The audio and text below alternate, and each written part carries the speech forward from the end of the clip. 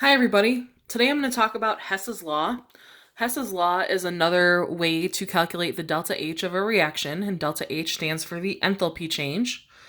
So basically what happens in Hess's law is that you have an overall reaction that you are trying to calculate the delta H for, which in this example is this bolded equation.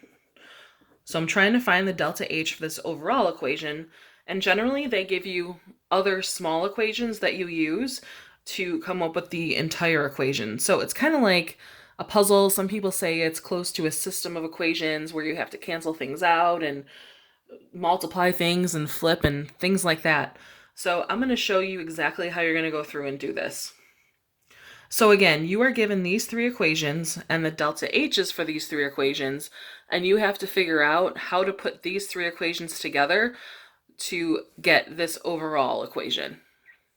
So the first thing I notice about my overall equation is that I have H2SO4 as a liquid on the reactant side. So I'm going to find H2SO4 as a liquid in my three other equations here and see where it is located. So after looking at these equations, I see that it is located on the product side of equation A. I need to get it on the reactant side, so to do that, I'm going to flip this entire equation. So I'm basically switching the products and the reactants.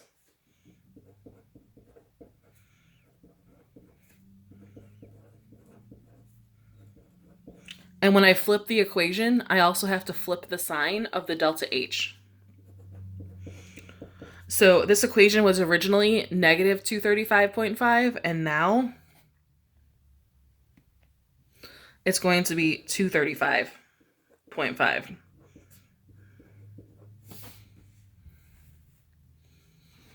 Okay, so now I have my H2SO4 on the left side. I need to have SO3 on the right side. So equation B, I see that SO3 is already on the right side, so I'm actually going to leave this equation as is. So I'm just going to rewrite it.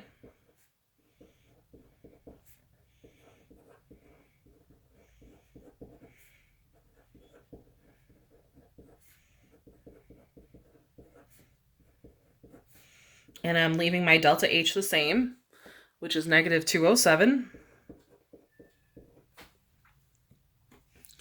Okay, and then I need to have H2O as a gas on the right side as well. And it looks like equation C has H2O as a gas on the right side.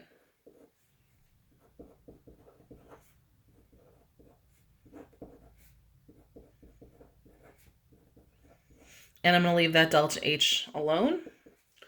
And so that is positive 44 kilojoules. So now what you can do is you can go through, I'm trying to find a red pen here. So you can go through and get rid of the things that are the same on both sides. So H2SO4 liquid, I'm never going to cancel that out because that's what I want in my final equation. But do I want H2S in my final equation? No, it's nowhere to be found.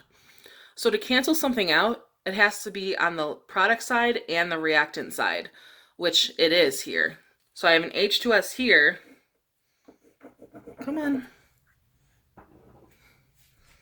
And I have an H2S here. So those cancel out. Next, I see I have 2O2. Do I have 2O2 anywhere in my original equation? No. So I have 2O2 on the product side, and I have 2O2 on the reactant side. Since they're on opposite sides, they can cancel out. Next, I see I have SO3 gas on the product side, SO3 gas on the product side, so I want that. And then I have H2O liquid on the product side, but on the product side, I want H2O gas. So I have H2O liquid here and here. They are on opposite sides, so I can cross those out. So now I am left with H2O liquid on the left side, which is what I want, SO3 on the left side, which is what I want, and H2O, on the right side, and H2O gas on the right side, which is what I want. So I can rewrite my equation as H2SO4 liquid produces SO3 gas plus H2O gas. And that's my original equation. So then, in order to get my delta H, I add up all three of these delta H's. So your delta H is 235.5 plus negative 207 plus 44. So I'm going to do that in my calculator really quick.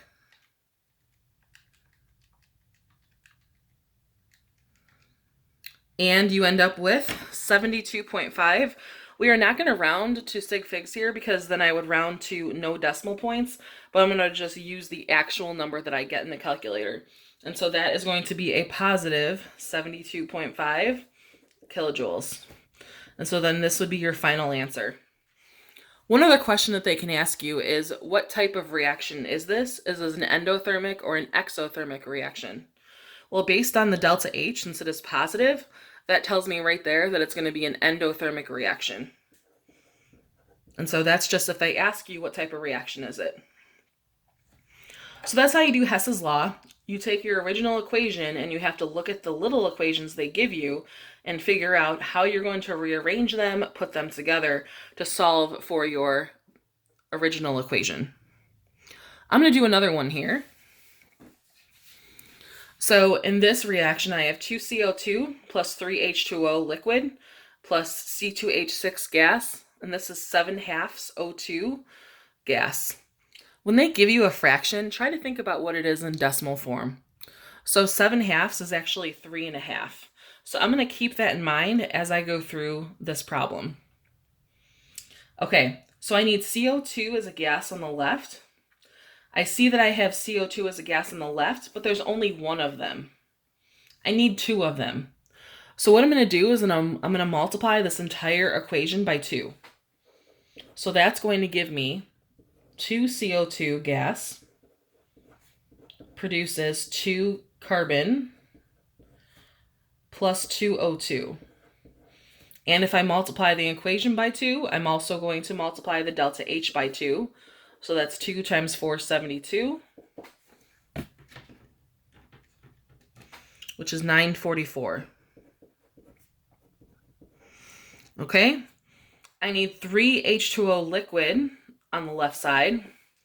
So it looks like the only place where I have H2O liquid is in equation B, but I only have one of them. So I am going to multiply equation B by 2, or by 3, I'm sorry, because I need to have 3 H2O liquid, and there's only one of them here. So multiplying equation B by 3, I have 3 H2O liquid produces 3 H2 as a gas plus 3 times a half. So I'm going to write that as 3/2, which is really 1.5 O2. And then if I multiply the equation by 3, then I'm also going to multiply my delta H by 3. So 3 times 343 is 1,029.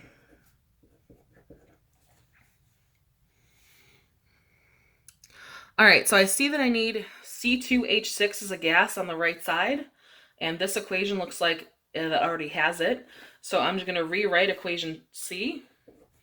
So I have 2 C's plus 3 H2 produces C2H6 as a gas. And since I'm leaving it alone, I'm going to leave my delta H alone, which is negative 102. Okay, so now I can start crossing things out. So I know I need my 2 CO2 on the left, so this is good the way it is. I have 2 carbons as a solid. I notice that 2 carbons as a solid is nowhere in the original equation, so I'm looking for somewhere to cancel this out. So it has to be on the opposite side. So I do see a 2 carbon over here, so since they're on opposite sides, I can cross them out. I do see 2 O2 right here, and then I have 3/2 O2. If they're on the same side of the same substance, so I have O2s here in 2 different spots, I have to add together the coefficients. So if I add these together, 2O2 is really 4 halves. So 4 halves plus 3 halves is 7 halves. Or 2 plus 1.5 is 3.5, which is 7.5. So I have my 7 halves O2 right here. I also need 3H2O as a liquid, and I see that in my second equation. Then I come to 3H2 gas. There is no 3H2 anywhere in my equation, so I'm looking for it to be somewhere on the opposite side, and it is in equation C. So I can cancel those out. And then finally, I need C2H6 as a gas on the right side, and I do. So I can rewrite my equation as 2CO2 as a gas plus 3H2O as a liquid produces C2H6 as a gas plus 7 halves O2. So now to solve for my delta H, I'm just going to add all three of these together. So my delta H is going to be 944 plus 1029 plus negative 102.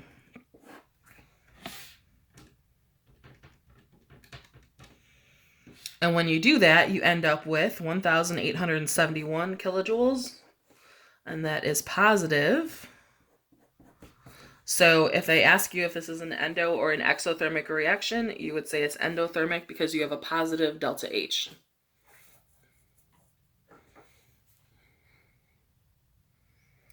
I'm going to do one more because I really like Hess's law. I like problem solving, and this is fun for me. So I'm going to do another one.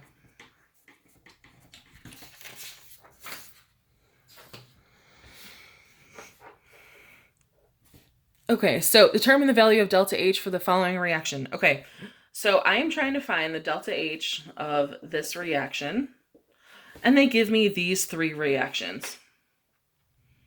So I need to have CH4 on the left, and I look through my equations, and it looks like I have CH4 on the right. So I'm going to rewrite equation B, and it doesn't really matter the order you write them in. I'm just going to write them in the order that they need to be in the equation. So CH4 as a gas. Oh, I'm flipping this one, by the way, because I have to get CH4 on the reactant side. The only way to do that is to flip the equation. So that gets me carbon, graphite, should have written that a little better, sorry guys, plus 2H2 as a gas. And if I flip the reaction, I have to flip the sign of delta H. So that means my delta H is now going to be a positive 74.9. Okay, next I need to have NH3 as a gas. NH3, I only see in equation A. It's on the right side, and there's two of them. If I can multiply something, can I divide it? Absolutely. So if I need one of them and I have two, what I'm going to do is I'm going to divide this whole equation by 2, which is also going to force me to divide my delta H by 2. But since it needs to be on the left side, I'm also going to flip the equation. So I'm dividing this entire equation by 2 and flipping it. So I have NH3 as a gas producing 1/2 N2 plus 3/2 H2. And since I'm flipping the equation, I'm going to make the sign positive, and I'm going to divide by 2. So basically, if I'm halving it, I guess you could say, and I flip the sign, that ends up with 45.9.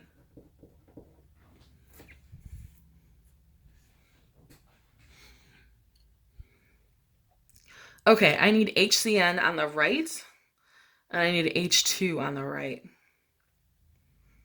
Well, letter C, it looks like I already have HCN on the right, but there's a 2 in front of it. I can only have one of them, so I'm going to take this reaction and cut it in half as well. So I have 1/2 H2 plus 2 carbon, graphite, plus N2. Oh, I'm halving it, so it's a 1/2 there. And that produces HCN. And then I'm going to cut my delta H in half.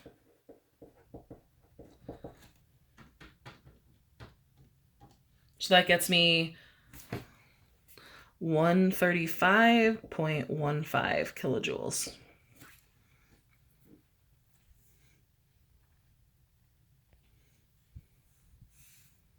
Okay, so now I'm going to go through and see what I can cancel out.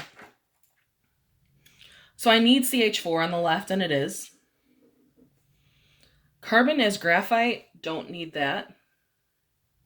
Oh, I should have not had a 2 here as I cut this in half. So carbon is graphite on the right, carbon is graphite on the left. I can cross it out. 2H2. Well, I need 3H2. So right now, these together, that's 2 plus 1.5. Right now I have 3.5 H2. So I'm going to leave that alone for now. I need NH3 on the left. I have NH3 on the left. I have 1/2 N2 on the right. Don't need it in my final equation. I have 1/2 N2 on the left here. So I'm going to cross that out. There's my H2 that I'm going to leave alone. I come over to equation C and I have 1/2 H2. So if I do 3.5 H2 minus 1/2 H2, that's going to end me up with 3 H2. And that's exactly what I want. And then I have my HCN. So I can rewrite this as CH4 as a gas plus NH3 as a gas produces HCN as a gas and then 3H2 as a gas. So to find my delta H, I'm going to do 74.9 plus 45.9 plus 135.15.